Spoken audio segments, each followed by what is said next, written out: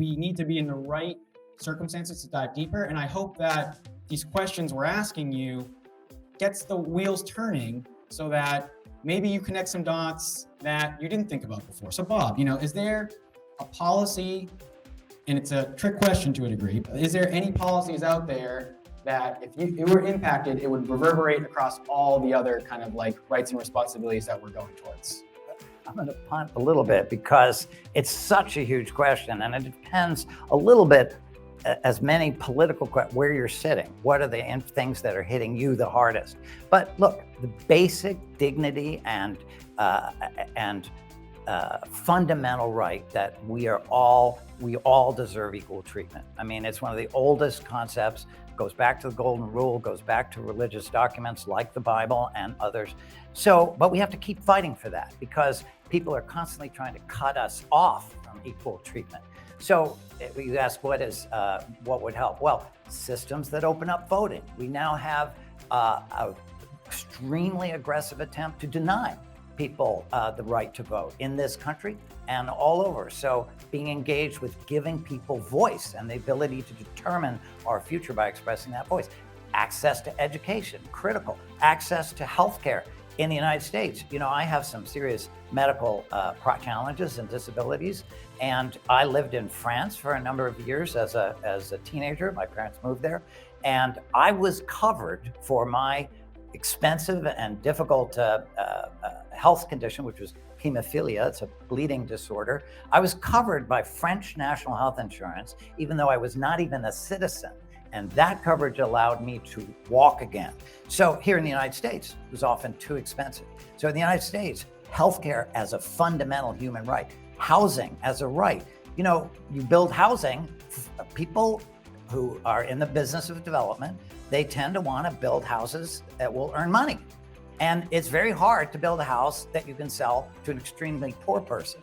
So the disparities in our economic system, in our revenue, income, assets, they prevent us from having housing. That's ridiculous. I mean, a country like the United States with its wealth still has a huge unhoused population, people on the street, people being pushed out, rents being driven sky high. Those are all failures in the system that are denying people access to a dignified life, and we have to fight them.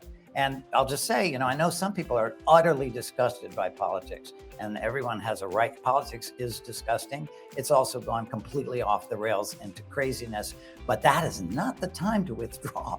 Every time you withdraw from politics, you're giving the support and the vote to some kook who wants to support this kind of disparity. So, I could keep going. I mean, the trafficking in young women or women of all kinds, our general failure to protect and honor women's rights, other people with disabilities, on and on and on. But if we keep coming back to the notion of our fundamental equality built into our own constitutional documents and the need to respect that, to fight for that, that permeates everything, and virtually every policy is a battle over exactly who is going to have access to what.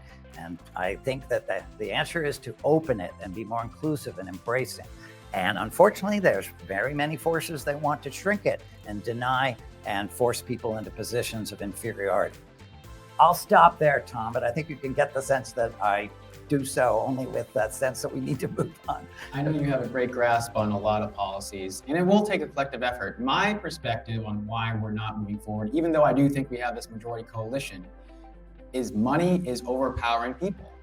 I think that, and in about a minute, we'll hear about this a little bit more as this starts to play, but if we were to take big money out of politics, say with an overturned Citizens United decision, that would, I think, reverberate across all of our industries to let people's voices be heard. I think that, again, I'm just so confident that while we have our different specific policies on how we can move industries forward and advance human rights, I think that I asked this poll in the chat, what is the current priority value in our systems? Money, power, people. I think everyone out there, and I haven't looked at the poll responses yet, I don't think anyone's choosing people. I think that, money and power are just two overwhelming forces in our systems, and that is preventing this progress that we desperately need. And, you know, I use this word critical a lot. I just think there's a clock on our window to achieve progress. We every day that goes by that we do not produce these policies, big money and big power are using our collective systems to advance their own causes. And that is preventing the people-based coalition from advancing. And